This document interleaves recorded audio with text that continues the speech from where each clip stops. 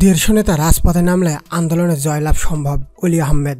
দেশের গণতান্ত্রিক আন্দোলনে ১৫০ থেকে ১৬০ জন নেতা ইমান আর সাহস নিয়ে রাজপথে নামলে জয়লাভ সম্ভব বলে জানিয়েছেন লিবারেল ডেমোক্রেটিক পার্টি এলডিপির সভাপতি কর্নেল অবসরপ্রাপ্ত অলি আহমেদ বীর বিক্রম। অলি আহমেদ বীর বিক্রম বলেন, সিনিয়র নেতারা রাজপথে থাকলে যুবকরাও এগিয়ে আসবে।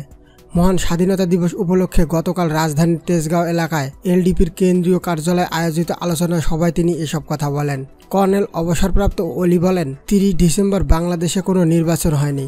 আওয়ামী লীগের তৈরি করা মঞ্চে বর্তমান নির্বাচন কমিশন ও প্রশাসন মিলে এই নির্বাচন করেছে, যার কারণে এখন পুলিশ দেশ চালাচ্ছে।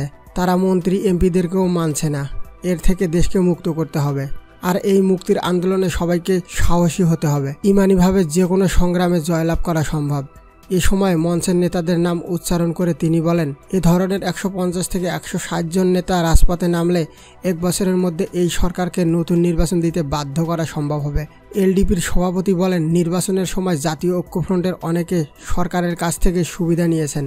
কখন, কোথায় ও কোন বাসা থেকে এই লেনদেন করা হয়েছে তার সব কিছু জানেন। একই সঙ্গে ২০ দলীয় জোটের অনেক নেতাও বেইমানি করেছেন বলে তিনি জানান।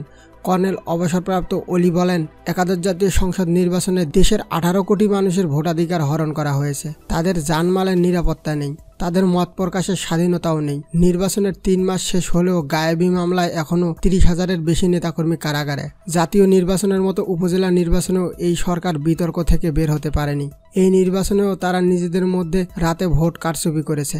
স্বাধীনতা যুদ্ধে নিজেদের সম্পৃক্ততার বর্ণনা দিয়ে কর্নেল অবসরপ্রাপ্ত অলি বলেন, কয়েকজন রাজনৈতিক নেতার জন্য দেশ স্বাধীন হয়নি। ছাত্র শ্রমিকদের ঐক্যবদ্ধ অংশগ্রহণে এবং সশস্ত্র বাহিনী ইপিআর পুলিশ থেকে বিদ্রোহ করা সদস্যদের পরিচালনায় যুদ্ধে দেশ স্বাধীন হয়েছে। আর এখন যারা যুদ্ধে যাননি তাদেরকেই দেওয়া হচ্ছে স্বাধীনতার পুরস্কার। যারা মুক্তিযুদ্ধের সময় খাদ্য গুদামের পাহারায় ছিল তাদেরকে দেয়া হচ্ছে পদক। এটা মুক্তিযুদ্ধের জন্য অপমানজনক।